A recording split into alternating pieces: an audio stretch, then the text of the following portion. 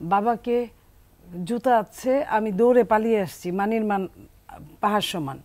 তো প্রধান উপদেষ্টা যিনি, ওনার সম্মান কতটুকু, উনি যদি বুঝে থাকেন উনি যে বিশ্বের একজন গিনিপিগ, তাকে বিভিন্নভাবে ট্রাই করে পরীক্ষা করে কয়েকটা পুরস্কার দিয়েছে। এখন বলি, আমি সেই মানুষটা যে সংসদে শেখ হাসিনার সামনে, তার সামনে দাঁড়িয়ে ইউনূস সম্পর্কে আমি ভালো ভালো কথা বক্তব্যে বলেছিলাম, সেই আমি আজকের এই পরিস্থিতিতে আমি তার বিপক্ষে কথা বলি। এই কথাটা বলার সুযোগ কে দিয়েছে? ডক্টর ইউনূস সাহেব নিজেই দিয়েছেন। কারণ উনি যদি ওনার সম্মানটা রাখতে পারতেন, আমরা যতটা খুশি হয়েছিলাম যে উনি বিশ্বে বিরল একজন বাংলাদেশের প্রতিনিধিত্ব করেছেন, যিনি কিনা অর্থনীতিতে নোবেল পেয়েছেন, হ্যাঁ, শান্তিতে নোবেল পেয়েছেন। তো সেই মানুষটা আজকে এই ক্ষমতা নিয়ে, ক্ষমতা সামান্য, তার কাছে কিন্তু তার অনেকগুলো বিরল সম্মানে ভূষিত উনি। কারণ 12 জন পৃথিবীতে যতগুলো পুরস্কার পেয়েছেন তার মধ্যে ওয়ান অফ দেম উনি। সেই মানুষটা বাংলাদেশের এই অস্থিরতম সময়ে কেন, কিসের জন্য তাকে কিন্তু কোনো মানুষ, উনি গণতান্ত্রিক সরকার না, কিন্তু প্রত্যেকটা রাজনৈতিক দল আজকে যারা তার বিপক্ষে কথা বলছে, কেউ কিন্তু সেই দিন তার বিপক্ষে ছিল না, বরং খুশিই ছিল যে একটা বোধহয় আশার আলো, পাইপের শেষ প্রান্তে আশার আলো দেখা যাচ্ছে। সেটা মনে করে এই 1 বছর যেতে না যেতে উনি যেখানে এনে দাঁড় করিলেন, আমরা সেই তিমিরেই আছি। যদিও বলা ঠিক না, তাহলে আমরা ফ্যাসিস্ট সরালাম কেন? যদি আমরা তিমিরেই থাকি, আমরা তো আলোর মুখ দেখবো বলেই ফ্যাসিস্ট সরিয়েছি। আচ্ছা, কেউ কেউ কিন্তু এরই মধ্যে বলতে শুরু করেছে, সেটা হচ্ছে আওয়ামী লীগের একটা বি টিম কাজ করতেছে এখনো। এই যে আপনি লাইনটা বললেন, এটার জন্য কিন্তু দায়ী উনি। বাংলাদেশের অস্থিরতম সময়ের জন্য দায়ী যদি শেখ হাসিনা হয়, বাকি সময়গুলোর জন্য, বাকি সব কিছুর জন্য উনি দায়ী। কারণ এই 5ই আগস্টের পরে উনি যে 8ই আগস্ট দায়িত্ব নিলেন, ওনাকে যে সমস্ত রাজনৈতিক দল, জনগণ তো সমর্থন দেয় না, যা রাজনৈতিক দলরাই সমর্থন দিয়েছে, কিংবা কেউ হয়তো বিপক্ষে বলে নাই, পক্ষে না থাকলেও, সেই মানুষটা উনি কি আইনের অনুশাসন হাতে নিয়েছিল, যেটা সবচেয়ে বেশি দরকার ছিল, উনি নেন নাই।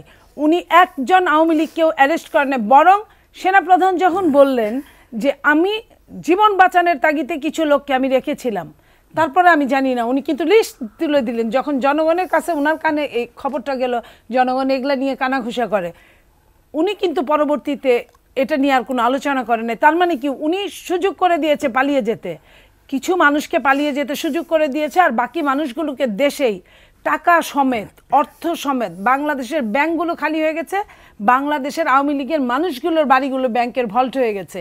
সেই ভল্ট সমেত যখন রেখেছে, এটা তো একটা মানে ওই বিমান, ওই মাইলস্টোনের বিমান দুর্ঘটনার মতো দগদগ আগুন আর ঘা।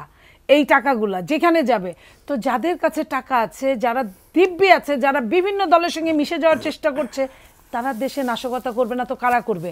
কেন? তার মাথায়, উনি এত বড় মাথা নাকি? উনি সারা বিশ্বকে উনি সবক দেন, উনি বিভিন্ন বিশ্ববিদ্যালয়ে যা পড়ালেখা করান।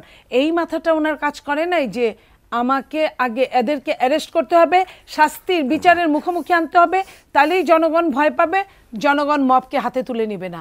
এই সরকারকে তো এখন মবের সরকার বলে। উনি জীবনটাকে, এই দেশটাকে এরকম মনে করেছে যে এই দেশের রাজনীতিকে উনি যেমন ইচ্ছা মন করে চালাবেন।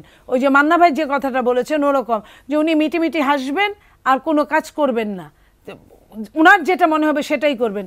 তাহলে আপনার বিএনপির মহাসচিব কেন বলবে না? এবং 1/11 আগের অবস্থাগুলা যে অবস্থা ছিল, এখন তার চেয়ে অনেক বেশি খারাপ অবস্থা। আমি 1/11 মতো বলবো না, তার চেয়ে ভয়াবহতম দিন আমাদের জন্য অপেক্ষা করছে। সেনা সদরও কিন্তু বলেছে স্পষ্টভাবে, সেনা সদর থেকে যে ব্রিফিং, সেখানে যে আমরা একটা কঠিন সময় অতিক্রম করছি, এবং এই কঠিন সময় অতিক্রম করবার কথা রাজনৈতিক প্রতিটি দলও কিন্তু বলছে। জি, প্রত্যেকটা দল এইখানে, প্রত্যেকটা, কেউ কাউকে বিশ্বাস করছে না। সন্দেহটা এত বেশি বেড়ে গেছে, বিশ্বাস যদি না থাকে সেখানে রাষ্ট্র থাকতে পারে না। রাষ্ট্রটা কিন্তু বিশ্বাসের উপর দাঁড়িয়ে থাকে, এবং বিশ্বাসের পাশাপাশি কাজের উপর দাঁড়িয়ে থাকে। আমার, আপনার, ওনার, এদের সবার সিমিলার একটা কার্যক্রম থাকে। এইখানে আমরা শো করলাম, সারাদিন মিটিং করলাম, সমস্ত কাজ বাদ দিয়ে আমরা সংস্কারের ঐক্যের কাছে গিয়ে দাঁড়ালাম দিনের পর দিন। এই যে আপনি কতগুলা দিনের কথা বললেন, সেইখানে আমরা দিন শেষে আবারও আমরা যে তিমিরে ছিলাম সেই তিমিরেই থাকলাম, তাহলে তো হবে না। আপনার সেনাপ্রধান কি বলেছে যে সেহরির টাইম শেষ, এই কথাটাও কিন্তু বলেছে। সেহরির টাইম শেষ মানে কি? তার উনি কি বুঝাইছে আমি জানি না। উনি কি ইলেকশন হবে না এটা বুঝাইছে, নাকি উনি দেশের অবস্থা ভালো হবে না, সকাল হবে, সেটাও বুঝাইতে পারে যে সূর্যোদয়ের জন্য অপেক্ষা করছে, আমরা জানি না, কিন্তু বলার ধরন দেখে কিছুটা বোঝা যায় যে কি হতে পারে। তো বিএনপি একটা অনেক বড় সংগঠন, সেই সংগঠনের মহাসচিব যখন এই ধরনের কথা বললেন, তখন তারা যদি এটাকে গুরুত্ব দিতেন তাহলে বলতেন যে না, এরকম কোনো হওয়ার সম্ভাবনা নাই, যে কোনো মূল্যে আমি নির্বাচন দিয়ে যাব। তার কথার মধ্যে যতটা যদি আর তবের মধ্যে যতটা শক্তি, যতটা আপনার ডিপেন্ড করে, মানে একনিষ্ঠতা, ততটা কিন্তু আপনার নির্বাচনকে দিবে এক কথায় যে এই টাইমে নির্বাচন হতেই হবে। যদি তাই হতো তাহলে ডিসেম্বরেই নির্বাচন হবে, উনি কিন্তু বলেছিলেন, এটা কিন্তু আমাদের কথা না। আগে উনি যখন ডিসেম্বর থেকে ঈদের রাতে যখন উনি চলে গেলেন এপ্রিলে, তখন কিন্তু বিএনপি সহ অন্যান্য দলগুলো বললেন যে ডিসেম্বরে নির্বাচন চায়। উনি প্রত্যেকটা কথা, যতটা কথা দেশে বলতে স্বাচ্ছন্দ্য বোধ করেন, তার চেয়ে বিদেশে, দেশের বাইরে গিয়ে অনেক বেশি স্বাচ্ছন্দ্য বোধ করেন। উনি জাপানে গিয়ে কি বললেন, শুধুমাত্র একটা দলই ডিসেম্বরে নির্বাচন চায়। উনি জাপান থেকে আসলেন, যখন বসলেন তখন দেখলেন একটা দল না, প্রায় অর্ধেকের বেশি দলই মানে নির্বাচন চায়, একটা দুইটা দল ছাড়া প্রায় সমস্ত দল। এই একটা দুইটা দলও কিন্তু এদিক ওদিক, লাইক জামাত, সেও কিন্তু যখন দেখে সমস্ত দল একদিকে, তখন বলে যে হ্যাঁ ডিসেম্বরে নির্বাচন হলে ভালো হয়, নইলে রোজার আগে নির্বাচন হলে ভালো হয়।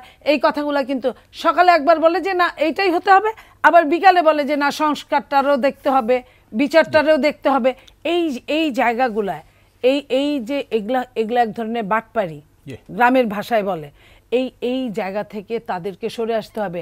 একটা ব্যবসা মানে এই না যে সব জায়গায় জঘন্যতরভাবে ব্যবসা করতে হবে, নিজের সব কিছু বুঝে নিতে হবে, এরকম কিছু না।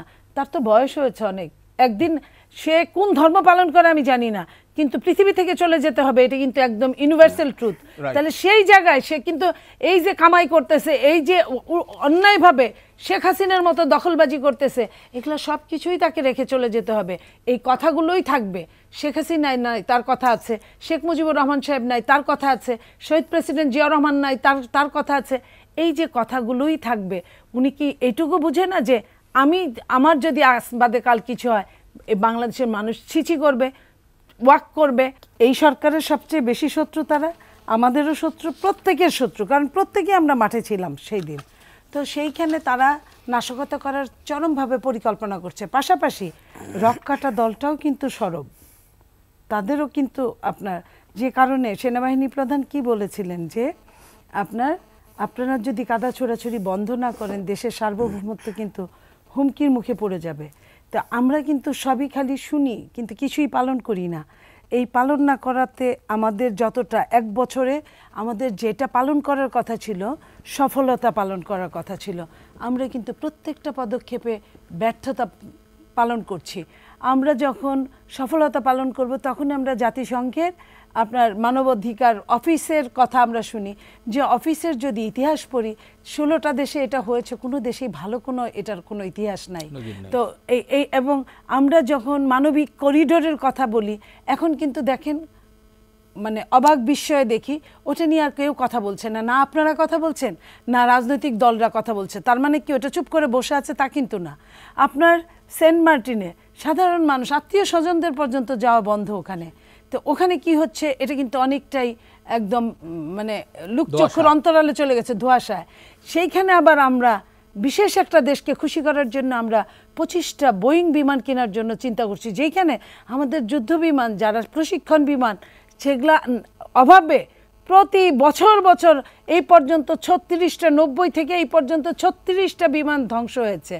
সেইখানে আমরা বোয়িং দিয়ে কি করব আমরা জানি না, এটা কাকে খুশি করার জন্য আমরা কি করছি আমরা জানি না।